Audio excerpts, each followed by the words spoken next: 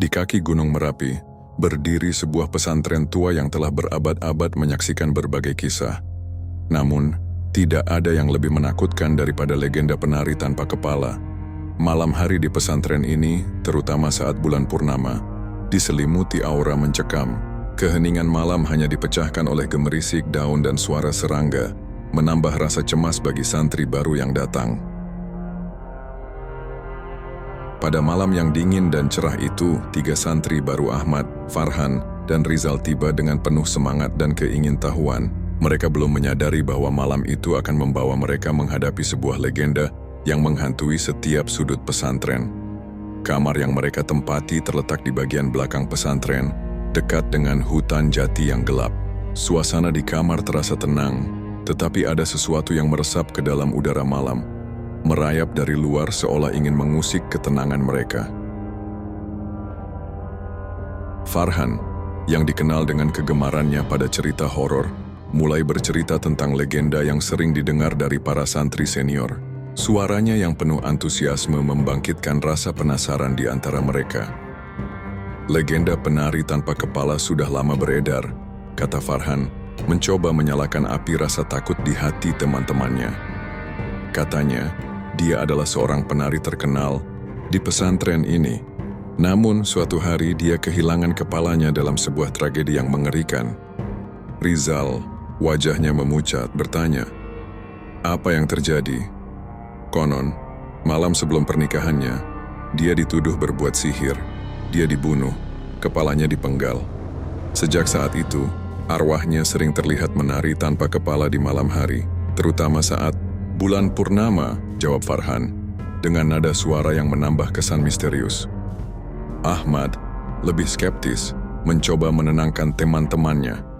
Ceritanya mungkin hanya legenda. Kita tidak perlu terlalu mempercayainya. Namun malam semakin larut, ketenangan kamar perlahan-lahan berubah menjadi ketegangan. Suara-suara Anj mulai terdengar dari luar langkah kaki lembut dan bunyi seruling yang melengking di kejauhan. Dengan rasa takut yang menggigit, mereka membuka jendela kamar dengan hati-hati. Di luar, bulan purnama bersinar terang, menerangi halaman pesantren yang luas. Di tengah halaman, sosok perempuan tanpa kepala dan mengenakan kebaya menari dengan gerakan anggun.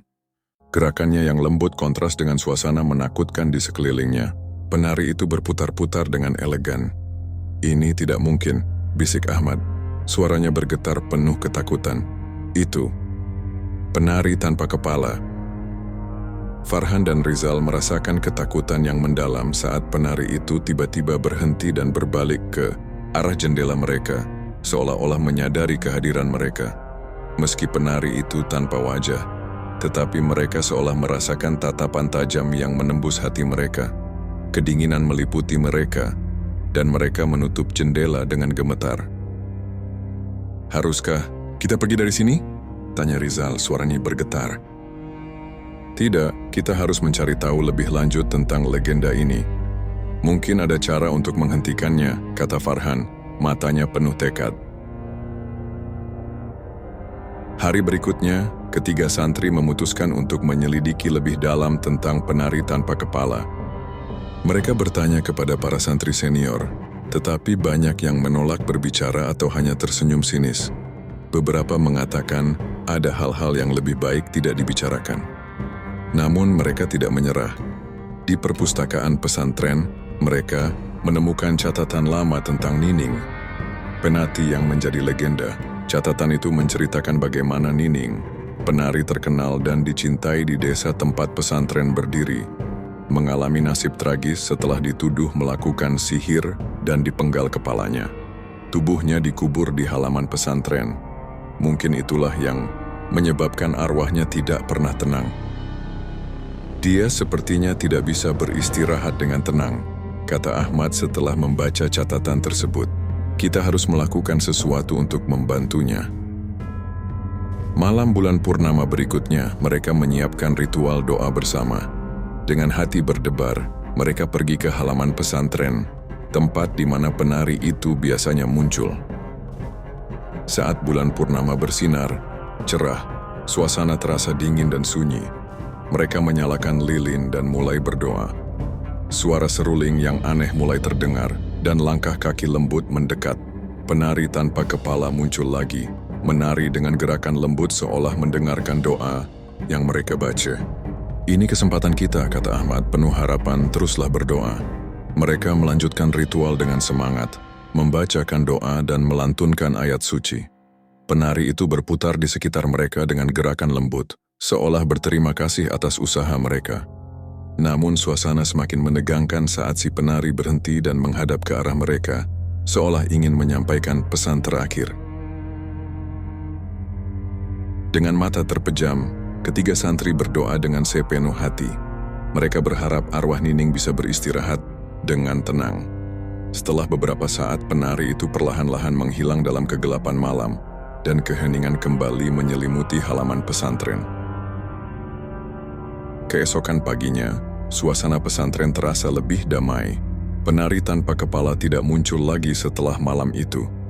Ahmad, Farhan, dan Rizal merasa lega, bersyukur karena usaha mereka membuahkan hasil. Mereka tahu arwah Nining akhirnya bisa beristirahat dengan tenang. Seiring berjalannya waktu, Ahmad, Farhan, dan Rizal menjadi santri senior di pesantren tersebut. Pengalaman mereka dengan penari tanpa kepala menjadi cerita yang sering mereka bagikan kepada santri baru. Cerita itu tidak hanya sebagai legenda menakutkan, tetapi juga pengingat akan keberanian, empati, dan pencarian kebenaran.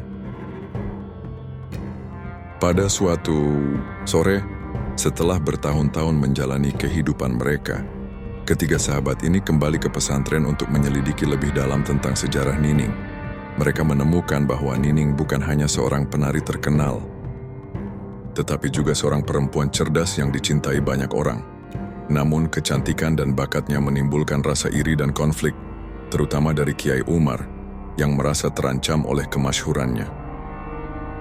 Kunjungan mereka ke makam Kiai Umar di pekarangan, pesantren mengungkapkan sesuatu yang mengejutkan. Makamnya tampak terabaikan, menciptakan kecurigaan bahwa ada sesuatu yang lebih dari sekadar pengabaian.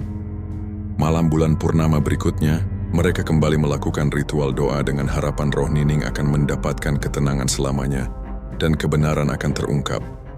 Penari tanpa kepala muncul lagi, tampak lebih damai dan bergerak dengan rasa syukur.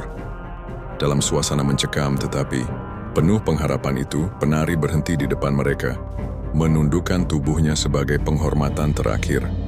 Setelah ritual, perubahan terjadi di pesantren. Perawatan makam Kiai Umar dilakukan dengan lebih baik, dan pesantren terasa lebih damai. Meskipun mereka tidak sepenuhnya memahami misteri di balik tragedi Nining, mereka merasa telah melakukan sesuatu yang penting. Ketiga santri ini selalu mengingat pelajaran berharga dari pengalaman mereka, keberanian untuk menghadapi kebenaran, dan empati terhadap orang-orang yang menderita, bisa membawa perubahan signifikan. Legenda penari tanpa kepala menjadi bagian dari sejarah pesantren, tidak hanya sebagai cerita menakutkan, tetapi juga sebagai simbol kekuatan kebaikan dan pencarian kebenaran yang tidak pernah pudar.